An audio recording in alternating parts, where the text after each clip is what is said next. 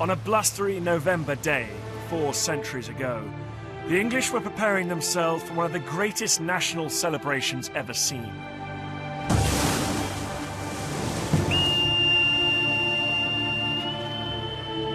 Beneath the dome of St. Paul's they gathered to celebrate their tiny nation's victory over the world's greatest superpower, Spain. On the walls hung the captured ensigns of the Spanish fleet that was even then being dashed on the rocky shores of Scotland and Ireland. The year was 1588, and the battle was the Armada.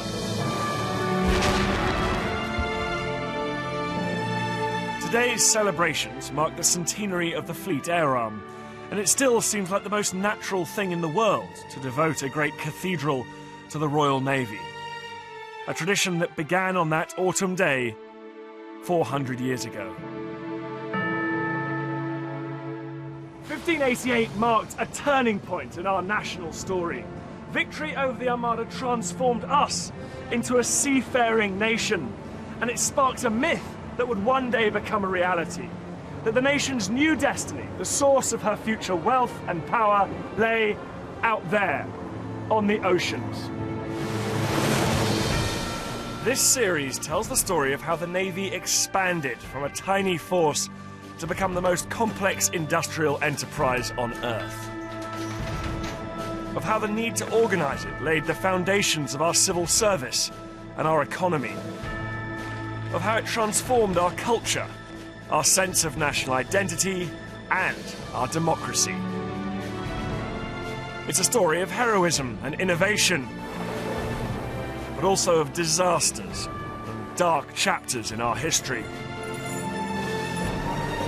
It's the remarkable story of a 400-year struggle, fought at sea and on land, of how the Navy drove Britain into the modern age and changed the world.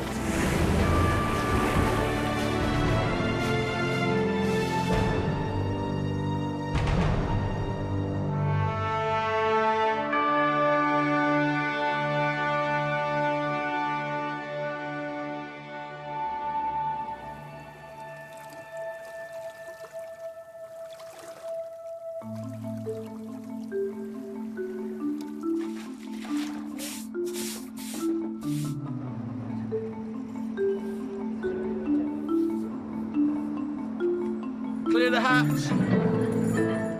England's extraordinary journey from a third-rate nation to global superpower began on a clear October day 20 years before the Armada.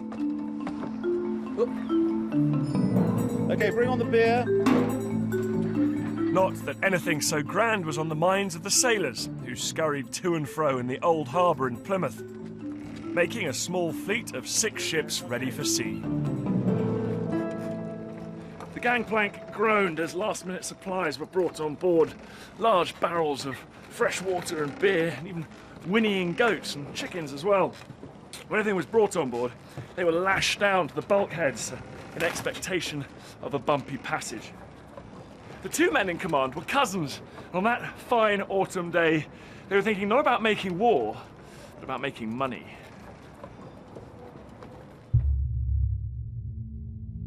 The older of the 2 was John Hawkins, who, at the age of just 35, was already Plymouth's leading merchant venturer. The younger was his cousin, a poor relation who'd grown up with Hawkins, 27-year-old Francis Drake.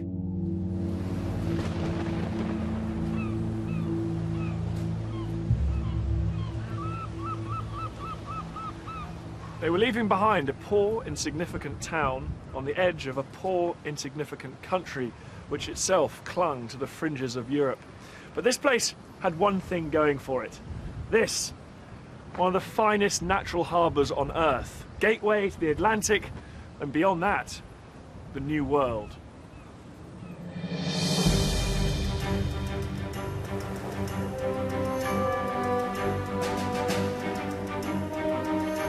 First discovered only 60 years before, the New World of the Americas offered wealth beyond imagining. If they could get there and bring it back, that is.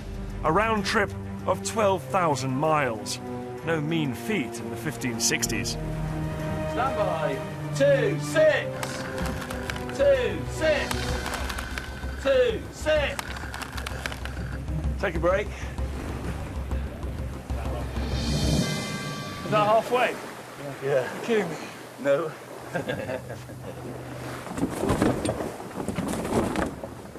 This wonderful replica of the Tudor ship, the Matthew, gives me a strong sense of what life might have been like on board. Sailing one of these, you're just so struck by the ingenuity, aren't you? It's the sort of combination of wood, rope, bit of metal, and you can sail around the other side of the world. Among the profit-hungry investors in the venture was the Queen herself. She'd lent 2 ships, the Jesus of Lubeck and the Minion. Both were old, spent and rotten, as were most of the vessels in her tiny navy. The crew, too, would get their share of the booty. All were young, some were just boys. Among them Hawkins' nephew, Paul, and the 13-year-old Miles Phillips, whose journal relates the terrors of frequent storms and leaking hulls. There were no creature comforts for those on board either. The single-minded Hawkins made his men sleep on deck, because every inch of hold space was reserved for the cargo that would make the cash.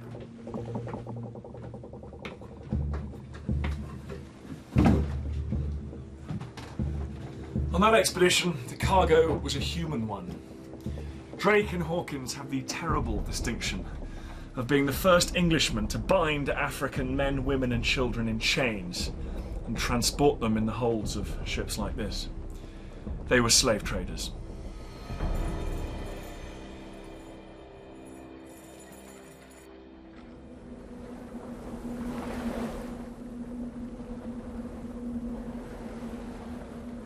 Six weeks out of Plymouth, they picked up 500 slaves in Guinea, then headed west. Few Englishmen had ever made this journey.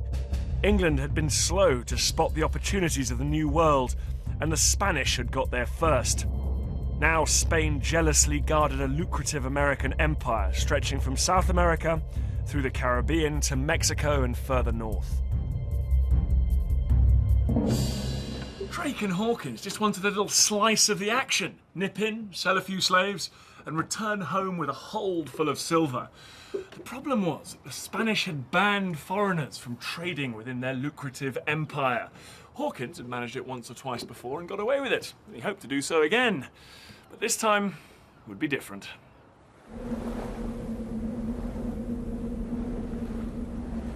In the Caribbean, they traded their human cargo for silver, gold and pearls, then turned for home.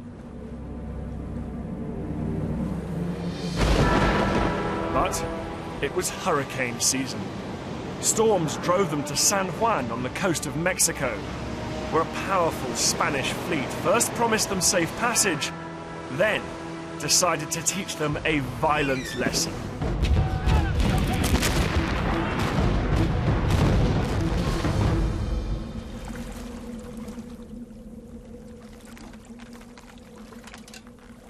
In the fight that followed, Hawkins lost 3 of his ships, including the Jesus of Lubeck, and 200 men killed or captured.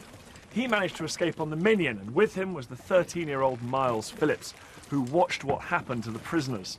They took our men ashore, he wrote, and hung them up by their arms until blood burst out from their fingers' ends.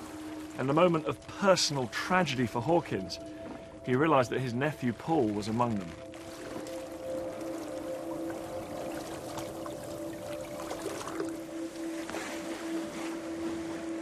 Disease and famine followed, and by the time they limped home, fewer than 20 men were left alive aboard the Minion. But for the survivors, this disaster acted not as a deterrent, but as a spur to action. Good pull there.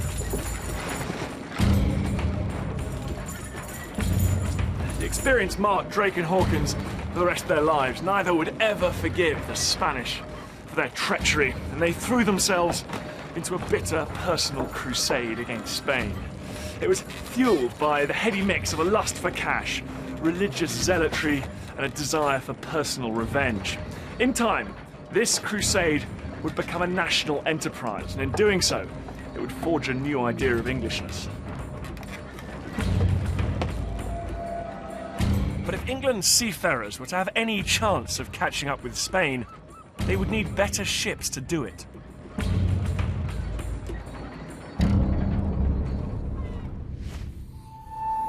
Hawkins' answer was the race-built galleon, his radical breakthrough in warship design, preserved in these original drawings. By using maths and geometry instead of rule of thumb, by cutting down high decks and by streamlining hulls, Hawkins produced the fastest ships of their kind anywhere in the world. The first was built in 1570 at the Queen's Dockyard in Deptford. More were to follow. With greater space for guns, they were perfectly designed for war.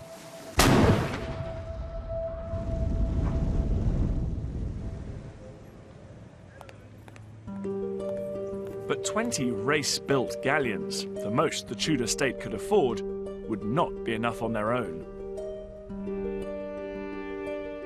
Hawkins landed a job on the Navy Board, the committee that ran the Queen's modest fleet. And in 1582, the board commissioned a series of extraordinary surveys, preserved here at the National Archives.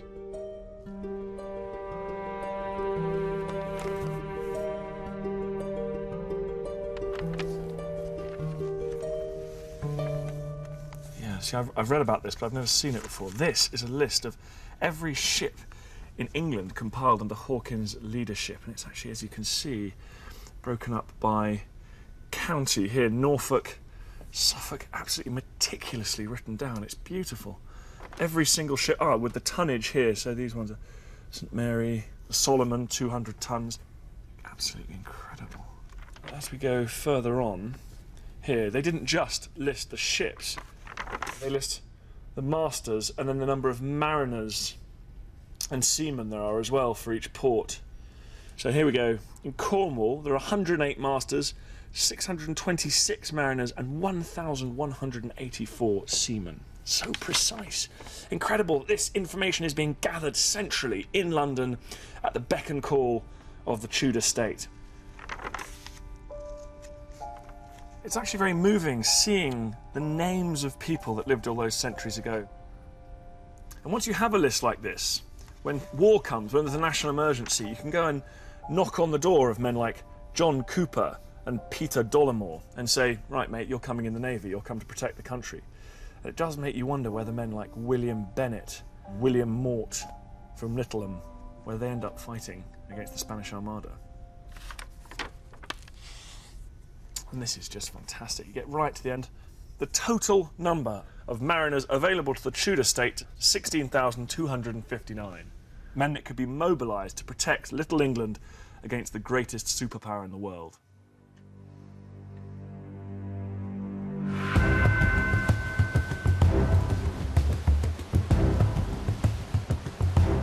Drake, meanwhile, was taking his revenge on Spain in a much more direct fashion. On an April day in 1587, the residents of Cadiz woke to the sound of gunfire.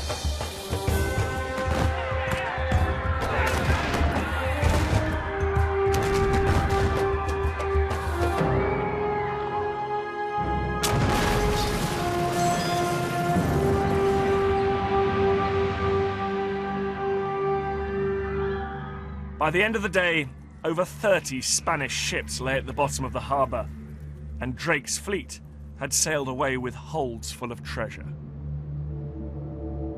It was the culmination of a 10-year pillaging spree that had seen Drake circumnavigate the globe, attack Spanish colonies, and steal their loot. Belligerent, venal, a peerless seafarer, he was Protestant England's new hero. In Catholic Spain, he was anything but. Standing here, looking at it from the Spanish point of view, the English appear little different from Vikings, men who came from the north in ships bent on plunder and destruction, to whom nothing was sacred. Most infamous of all was Drake, still hated, still known as Il Draque, the dragon. And now the dragon had pushed the King of Spain to take his own terrible revenge on Drake and England.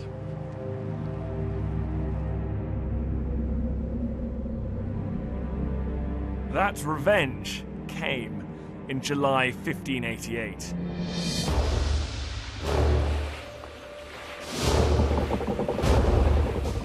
When the Armada appeared off England's coast, one eyewitness wrote that the ocean groaned under their weight. It had taken Spain 3 years and a titanic amount of silver to assemble it, while the English fleet had been mobilized in just 3 months. The battle raged for several days. But the leadership of men like Drake and Hawkins had given the English a decisive edge.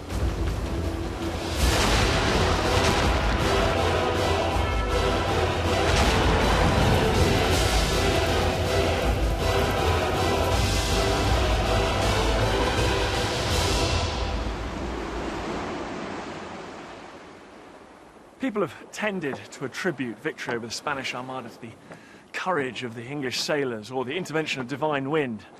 In fact, the Spanish fought equally bravely, and at different stages of the campaign, the wind favoured both sides. The real reason is a lot less glamorous. It's the inspired organisation of Hawkins. He ensured that England had a fleet of fast, manoeuvrable ships, each one of which carried something like 3 times the weight and armament of its Spanish equivalent. He laid the foundations for modern naval warfare, bringing ships, men, and cannon together in a decisive combination.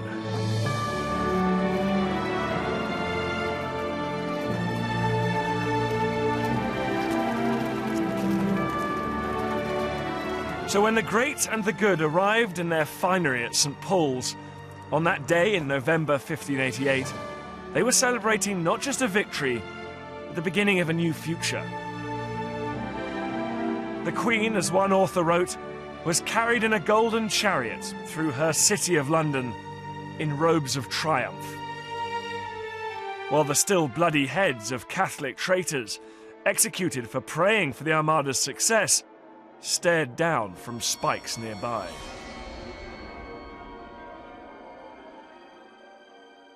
The Tudor PR machine went into overdrive.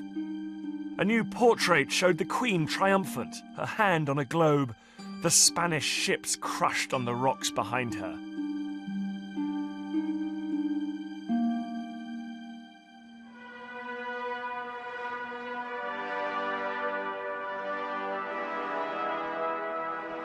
The scale of the victory expanded the horizons of a small, impoverished nation. One commentator wrote, "The sea had become a means to seek new worlds, for gold, for praise, for glory."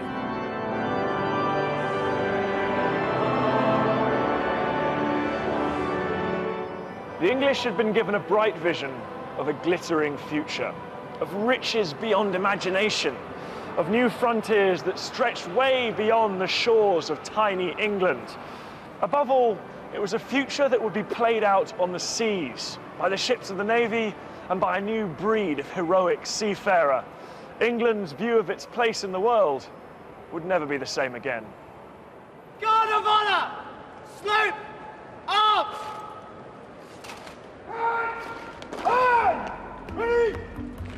The Queen's Navy had become a source of national pride as never before, and there was an insatiable demand for stories of seafaring adventure and discovery. A new national identity, aggressive, ambitious, and Protestant, was in the making. If Hawkins was the architect of that new identity and Drake its firebrand, then Richard Hakluyt was its biographer. In In 1589, the year after the Spanish Armada, he wrote this: "The principal navigations, voyages, traffics and discoveries of the English nation."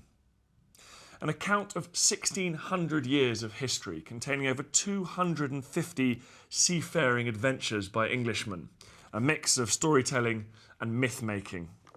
Here at the back of this one, for example, we have Hawkins's ill-fated trip to the Caribbean with Miles Phillips' gruesome account of the barbarous treatment they received at the hands of the Spaniards.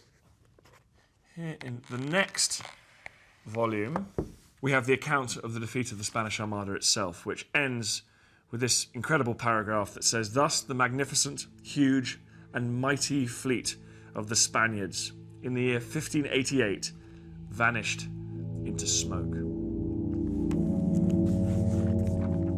This was history with a purpose, a call to arms to a nation on the verge of a new destiny.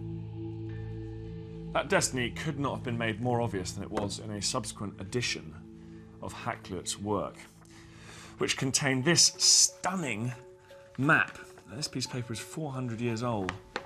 It's incredibly beautiful. Just look at the detail of the world's coastlines and ports and rivers. And what's so remarkable about this map is that medieval maps show England as an insignificant island clinging to the edge of Europe.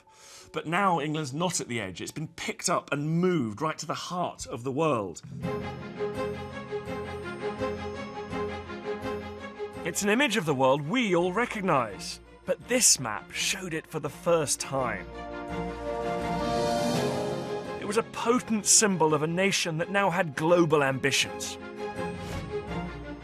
Ships poured out of England, bound for the Americas, Africa, Asia and the Baltic.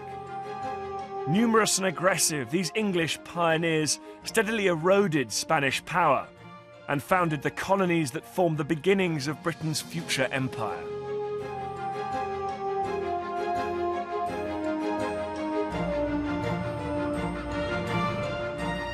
Abroad and at home, business was booming. Ports like East Looe and Cornwall now had scores of fishing boats trading as far away as North America. In these new, confident times, they called themselves the Western Adventurers. But economic success brought a new threat that no one had foreseen.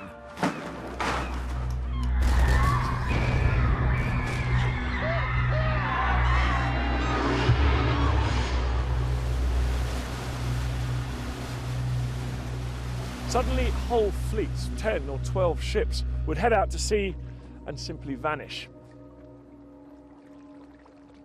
There are reports of ships found floating out there in the Atlantic without their crews, who were never seen again. On one night in the summer of 1631, in the village of Baltimore in Southern Ireland, over 100 people were removed from their beds, leaving the place a ghost town.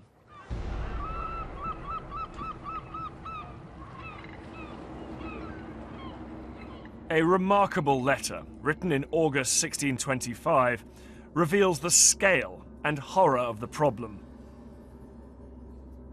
It's from the Mayor of Plymouth, Thomas Seeley, to the King's Council. "One poor maritime town in Cornwall called Looe hath within 10 days lost 80 mariners bound in fishing voyages to the deeps, and there have been taken by the Turks." Back then, Turks meant Muslims, and these were in fact pirates from North Africa, Barbary pirates. They came to these shores and took people as slaves back to North Africa. It was a barbarous practice, but it was of course what these West countrymen have been doing to Africans for decades now. Even so, it turned the sea here from a source of wealth and prestige for England into a place of terror and slavery. The ports and fishing villages, it's said, were filled with the pitiful lamentations of the victims' families.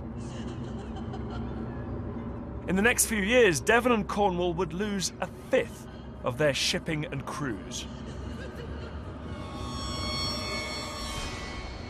This extraordinary and little-known episode in English history was to have far-reaching consequences. Englishmen were bred on the myth of maritime invincibility. But now they had to face hard truths. Once the predators, they were now the prey. And people did what they usually did in a crisis. They blamed the government. And they weren't entirely wrong.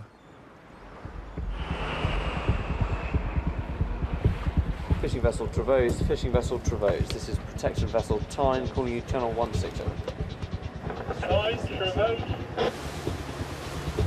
I'm on one of the modern Navy's fishery protection vessels, about 30 miles from Cornwall. Just the territory where the Barbary pirates were seizing English shipping.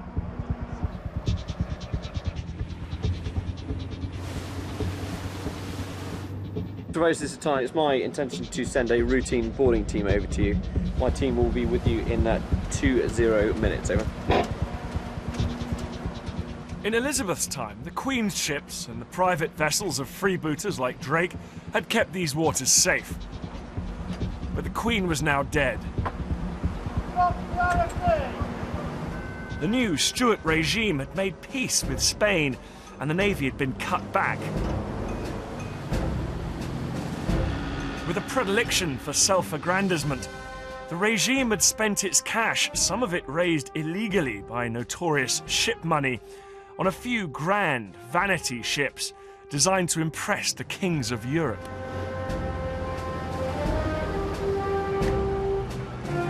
Trouble was, fishery protection wasn't the kind of job that these showy vessels were designed to do. Just as the job that these guys do couldn't be done by an aircraft carrier. In the absence of this kind of protection, the king's subjects, particularly down here in the West Country, were completely vulnerable. They and their cargoes made irresistible targets for North African pirates. Shocked by the magnitude of the crisis, West Country MP Sir John Eliot wrote to the King's Council begging for action. But the government did nothing. Eliot was furious. And he wasn't the only one. Anger also oozes from the pages of this, a bestseller written around the time of the disappearances from East Loo. It's called Sir Francis Drake Revived. It's written by Drake's nephew, and he recounts the glories and successes of what now seemed like a vanished age. It's an indictment on the present with its all-pervasive sense of fear and its insecurity. But it's also a call to arms, as the author makes very clear on the title page. He writes, calling upon this dull or effeminate age to follow his noble steps for gold and silver.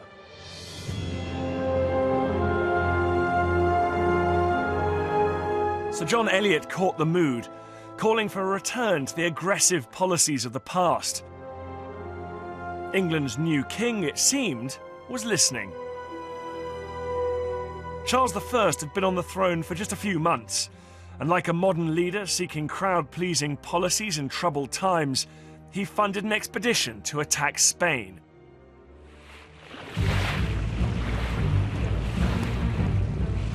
It set sail from Plymouth in October 1625, waved off by a delighted John Eliot.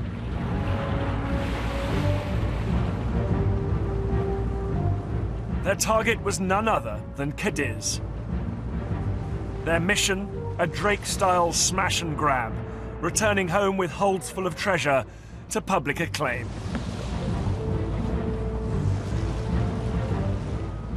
But it didn't work out that way at all. The expedition was commanded by Viscount Wimbledon, a man who'd never served at sea before, and was so indecisive his men quickly gave him the nickname Viscount Sit Still. Confusion reigned. Ships collided and masts and rigging tumbled overboard. When Sit Still ordered his captains to attack, many of them simply ignored him. The lack of an experienced, charismatic commander like Drake exposed terrible weaknesses in the English fleet. Even with Drake in charge, it had been hard enough to impose order. Now, many captains simply did as they wished. They were a rabble.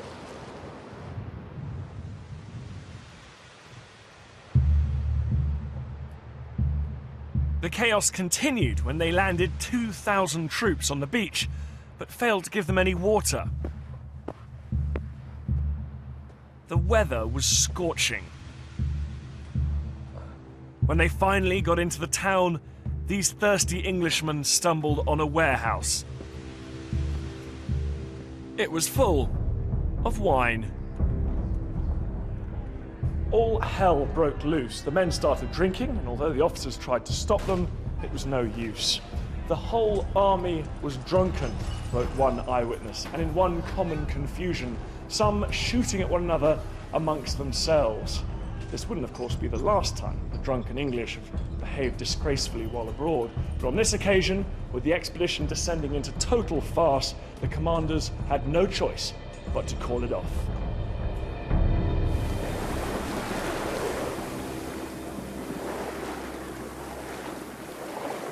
On the way home, farce turned to tragedy as disease took hold. By the time they reached Plymouth, hundreds were dead and hundreds more were dying. And who was standing up here waiting for them? None other than Sir John Eliot. The man who in October had waved them off with such high hopes now stood on a miserable day just before Christmas 1625 as the fleet limped in. "The miseries before us are great," he wrote, as he watched corpses being tossed into the harbour from the ships, and later he saw sailors drop down dead in the streets of Plymouth. But soon his compassion for the sailors turned into another emotion: rage.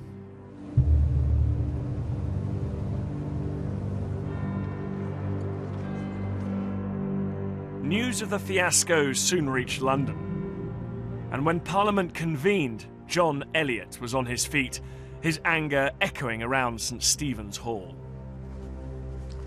"Our honour is ruined. Our ships are sunk, our men are killed, not by the sword nor by the hand of an enemy, but by those we trust." Those words, spoken by Eliot in this chamber where the House of Commons used to meet, were the sharpest denunciation of royal government ever heard in Parliament. Cadiz, Eliot said, proved that the king was unfit to run the navy. In a series of extraordinary speeches in here, Eliot demanded that Parliament take a greater role in overseeing the affairs of state. When the Speaker, who sat in his chair on this spot, tried to shut him up, Eliot hired 3 thugs to hold him down. If it seemed like revolution was in the air, it was. The king's failure to run a modern, efficient navy had sparked a constitutional crisis. John Eliot was thrown into the Tower. But a new generation of MPs, immortalised here in St. Stephen's Hall, took up his call for liberty. Relations between king and parliament collapsed. In 1642, Charles fled London and the Civil War began.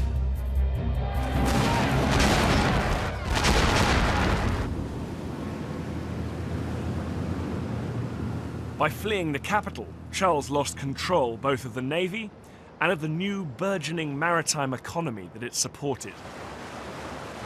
It made his defeat inevitable, and in 1649, on the orders of England's new republic, he was executed.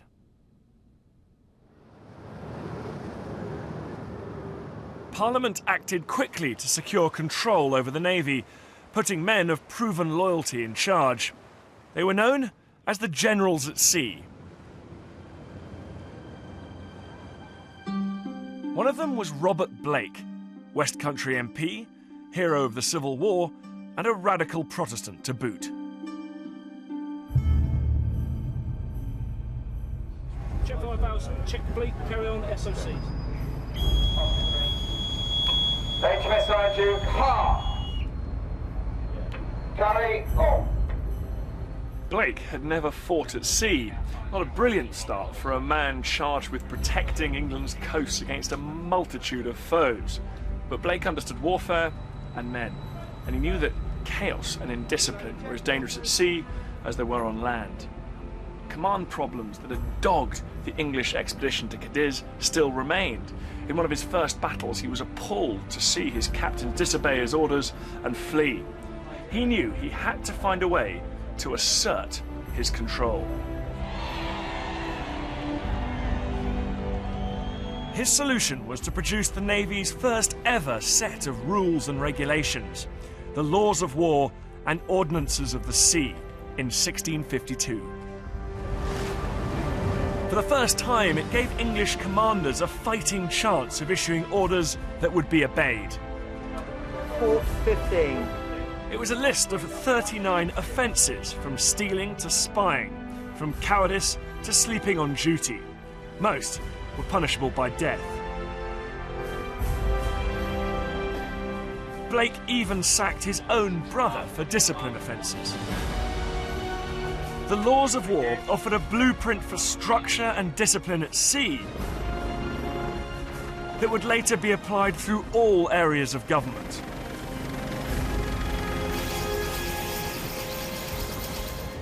Blake was just what the Navy needed, a tough outsider. He could see that over the previous 50 years, the Navy had vacillated wildly between great successes like the Armada and total failures like Cadiz, but there was no reliability. Under charismatic leadership of men like Drake, the English could be great successes, but otherwise denied that leadership, failure was often the result. Blake imposed order and discipline. He ensured that no matter who was in charge, the Navy would be effective.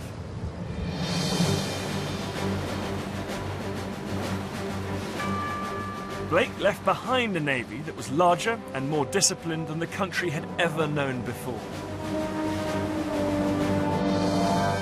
The powerful fleet had protected the young republic from its foreign enemies, but it could not fill the vacuum created when Cromwell, the English dictator, died. A new era was coming.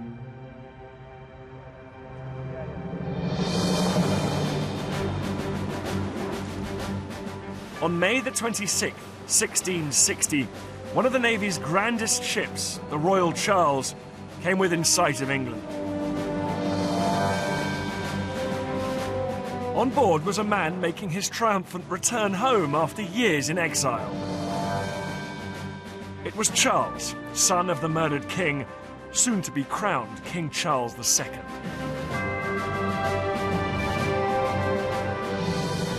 The journey was the result of weeks of plotting between senior naval officers and exiled royalists to bring back the monarchy.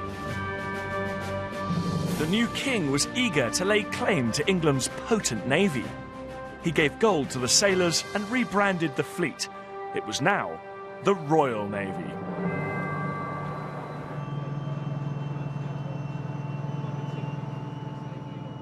Disembarking with the royal party was the younger cousin and newly appointed secretary to the ship's commander.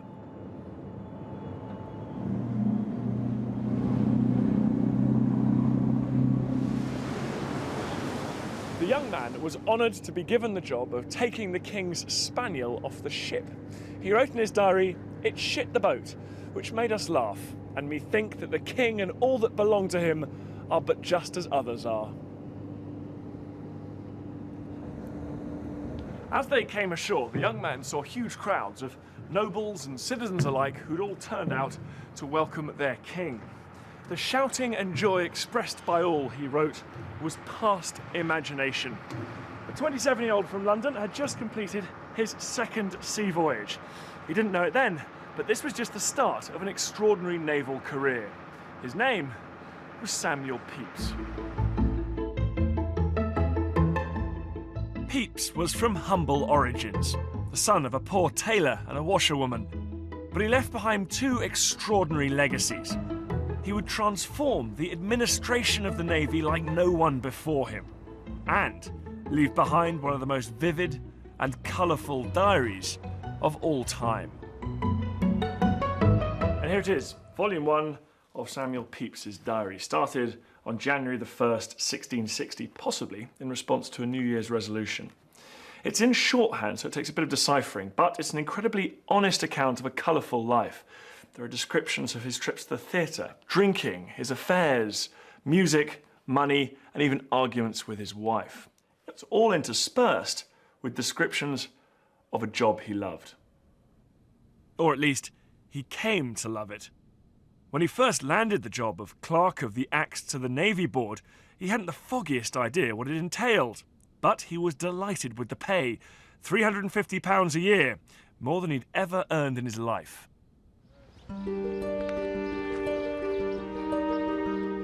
Eager to learn, Pepys threw himself into the complex new world of the Navy's dockyards at Chatham, Woolwich and Deptford. All are now long gone. But this yard on the Dutch coast is building a replica ship of the same era. The project manager is Arian Klein.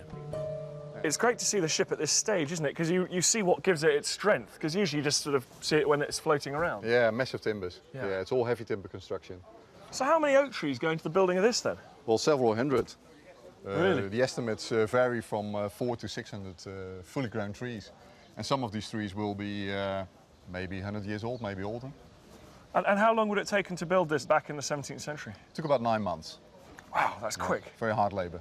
Yeah, hundreds of men working day and night almost. And as soon as these ships were watertight, they will be put into the water, so to make room for the next ship on the slipway. God, it just shows the value of the goods that these ships are bringing back, I suppose. That they were being built to just bring back the riches of the world. Well, yeah, the big East Indiamen were built for trade, but this particular ship we're standing in now was a man of war. Who was it built to fight against then? The English, I'm afraid. The Dutch had a really large stake in the world trade at that time, and England, of course, thought, well, we'll have some of that trade, and it erupted into trade wars between Holland and England, and this ship is basically a result of an arms race between the two countries. The Dutch had overtaken Spain to become England's new maritime rivals. They were aggressive, Protestant and organised, just like the English. To combat the Dutch threat, England was now spending a mighty 25% of the national budget on her navy, making it by far the country's largest industrial enterprise. The dockyards consume materials in vast quantities, 150 tons of iron a year, 100 miles of rope, and had a vast workforce to match. And as Pepys soon discovered, corruption was rife. Pepys reported corrupt officials to the Navy Board, but he soon realised that the worst corruption was actually on the Navy Board itself. He refers to his colleagues as old fools and rogues, and realised that one of them was even stealing from the sailors' pension fund, known as the Chatham Chest. The problem was that the Navy had become a vast receptacle of public funds. There were no systems in place to spend that money, and if a few thousand went missing, who would care? Pepys cared, and realised that every aspect of the Navy had ballooned except for the central administration. The fleet had grown far beyond the ability of the medieval Navy Board to manage it. Back in the office, Pepys hired a team of clerks. He gave them desks and regular hours, and together they set out imposing some order. They spent a lot of time making lists. This one here is an alphabetical list of all naval officers that served in the Navy during Pepys' time in office. Starting up here with A, coming all the way down to Z down here. The amazing thing is it contains a fair amount of information about their service records, the dates on which they're in different ships. In fact, in some cases it even has their fate. So for example, this man died, George Colt drowned, and Humphrey Conisbee was discharged by His Royal Highness. Lists like these imposed manageable symmetry on the anarchic world that Pepys found himself in, and he became an expert in the complex gathering and storage of information. He was determined to professionalise every aspect of the Navy's operations. He designed a call book to keep records of dockyard hours worked, compiled an alphabetical list of all contracts, and kept detailed notes of everything he did. Pepys wasn't the first naval administrator to make lists, but he was the most systematic, the most brilliant, the most obsessive. He was a man who adored the Navy, not because he loved storming aboard enemy ships with the smell of gun smoke in his nostrils, but because he loved the bureaucracy. He delighted, he wrote, in the neatness of everything.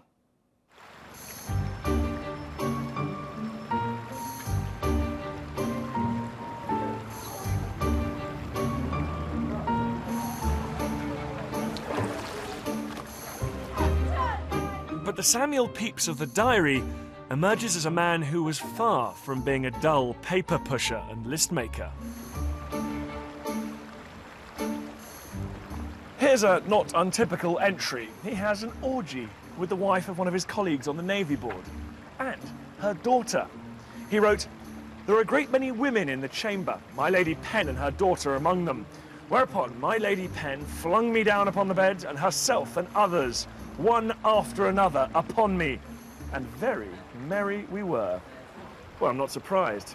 Every man has his vice, they say, and for Pepys, it was definitely the ladies. Well, and bouts of heavy drinking, and fine dining, and nice clothes, and music. And he loved the theatre, of course, and, well, you get the idea. The point is, Pepys was a man who lived life to the full, but what really shines out in these diaries is his love of his work. "My business," he wrote, "is all my delight."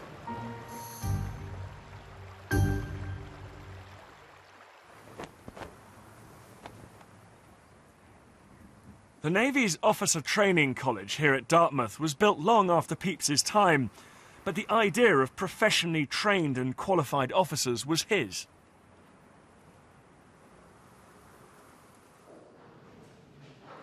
Anyone with the right connections, Pepys realised, could become an officer, leaving the Navy's valuable ships in often unreliable hands. There was no quality control. Midshipman Briars! Sir, Pepys's solution: exams. The verbal test that he introduced for all would-be lieutenants still exists. Midshipman Briars, take a seat, please. These days, they call it Fleet Board. First question is, what are the responsibilities of the CBM at State 1? He's on upper deck roaming, sir, looking mostly for firefighting events. Okay. The whole idea of assessment and interview seems deeply familiar to us. What items of seamanship rigging must always be fully rigged? That would be the safety net underneath, sir. That's because of Pepys. When he introduced his exam for lieutenants, it was the first time any employee of the English state had ever been tested in this way. And where is it located? Quick release marker buoy, sir. It's usually found on the quarterdeck. Okay, thank you very much. Midshipman Briars, please carry on. Using pen, paper and a tidy mind, Pepys had done for the Navy as an institution what Hawkins had done for its ships and Blake for the discipline of its crews. But could it survive the ultimate test? War.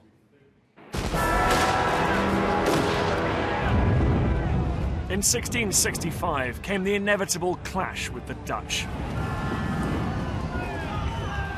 A series of English victories early on seemed to augur well. But Pepys was worried. He'd said from the start that Parliament hadn't voted enough money to fund the war, and, just as he predicted, the money was soon gone. The Navy lunged from triumph to crisis. Things soon reached boiling point. The Navy was terribly in debt and sailors went unpaid.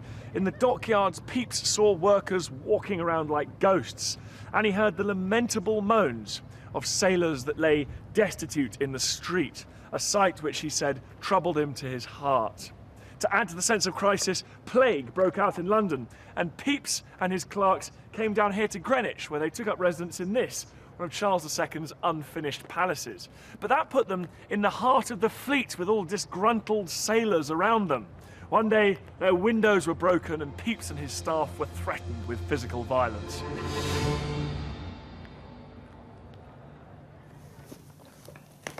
Pepys spent 24 hours composing a desperate letter to the king. It's unambiguous, and it would have made very disturbing reading for his royal master. Pepys begins by apologising for being troublesome, he says, troubling His Majesty on the subject for which we often have done, the want of money, the effects of that want, under which His Majesty's service under our care hath long been sinking. So Pepys is in no doubt that his navy is facing utter ruin, and he comes up with a typically Pepysian solution. He gives a list carefully costed of everything that he thinks is necessary to prevent that. He starts up here by saying 55 anchors of various weights, 800 bales of sailcloth, 4,000 loads of plank, 400 dozen oars, 12 tons of brimstone, 10,000 spars of all sorts, and he comes up with the incredibly precise figure, as only Pepys could do, of the money required to stave off disaster for the Navy and for England. And that sum is £179,793 and 10 shillings. But the king had nothing to give, and would not humiliate himself by going cap in hand to Parliament to ask for more. Just a few months later came the naval disaster Pepys had predicted. It was the summer of 1667. The fleet had been laid up because there was no money to pay crews to man it. Upnor Castle, 30 miles up the Thames from London, had been built in Elizabeth's time to protect the fleet across the River Medway at Chatham. The exhausted and unpaid garrison were not at their best. On that June day, the horrified defenders of this fort watched as 62 Dutch ships made their way up the river on the rising tide. Anchored here was much of Charles's fleet, including 4 of his finest battleships. In a desperate measure, the English sank some of their own ships here to try and block the river, but that didn't work, and their cannon on shore opened up to try and turn the Dutch back. But unbelievably, someone had delivered the wrong ammunition, and many of the cannonballs didn't even fit down the barrels. The Dutch ships ploughed in amongst the English ships with impunity, capturing them, burning others, including 3 of the finest battleships in the land. The river was covered in wreckage, and in the sky there was a pall of smoke. One of Pepys's clerks, who lived and worked down here, wrote and said, "The destruction of those 3 glorious ships was one of the most dismal sights my eyes have ever beheld. It was enough," he said, "to make the heart of every true Englishman bleed."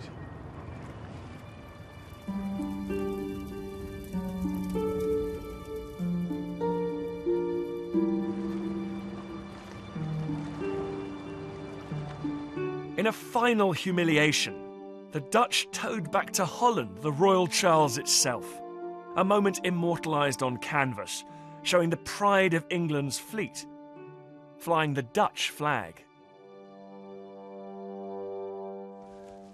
The Dutch raid here on the Medway was at the time, and remains to this day, the most embarrassing defeat in the history of the Royal Navy.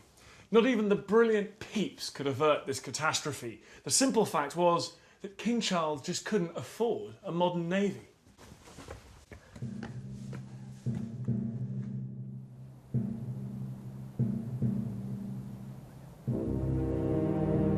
The Medway disaster set the King and Parliament on another collision course over how the navy was to be funded and controlled.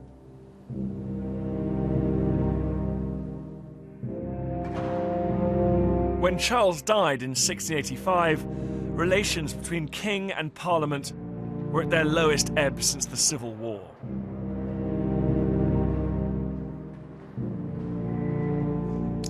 He was succeeded by his brother James. Now, he had had a rather successful career as an admiral in the Royal Navy. Could he be the man to work together with politicians and financiers and businessmen to build a new kind of constitutional monarchy? Well, no. And this extraordinary portrait tells us why. James has had himself painted in the garb of a Roman emperor, with a haughty stare, his golden tunic, magnificent purple robe flowing off his shoulders, and decked out in jewels at his throat, sword hilt, and sandals.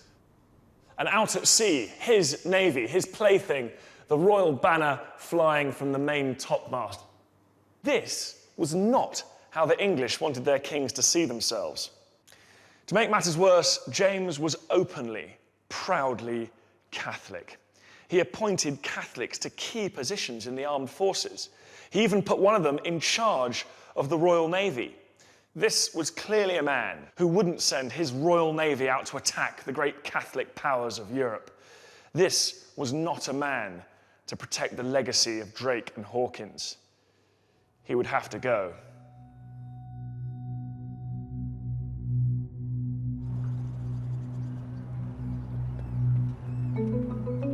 In July 1688, a figure dressed as a common sailor arrived in Holland. Beneath the disguise was England's premier naval officer, Admiral Arthur Herbert. Or rather, ex-admiral. He'd resigned weeks before, refusing to serve under King James. Herbert was carrying an extraordinary letter. It was signed by 7 Englishmen, all grandees in the armed forces, church and state, and it was addressed to the Dutch Prince William of Orange, who was not only Protestant, but he was married to James II's daughter, Mary. It was an appeal for William's help against their tyrannical king. This was high treason, but Herbert and his fellow conspirators were the desperate men from an exasperated nation. And in William, they'd found their man.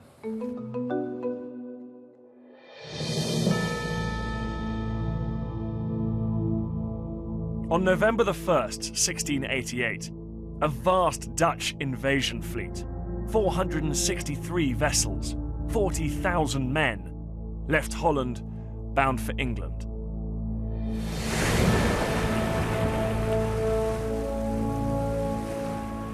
It was almost exactly 100 years since the Spanish Armada. But this time, not a single shot was fired.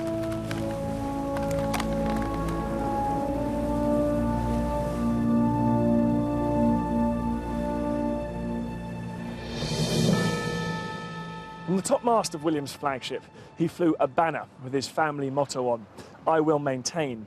But he added, in letters 3 feet high, the liberties of the English and the Protestant religion.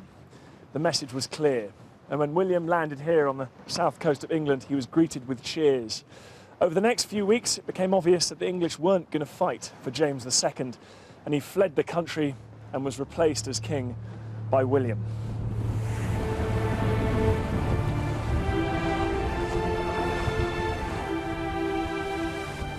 James, like his brother and his father before him, had proved himself incompatible with the new idea of Englishness that had crystallised since the days of the Armada.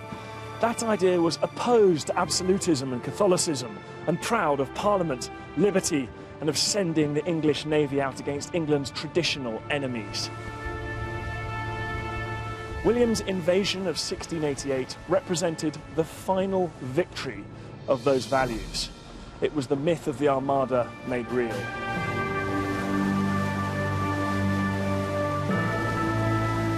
In little over 100 years, a rabble of West Country seafarers and a few royal ships had become a recognisably modern institution, with staff and systems to manage a vast, efficient navy.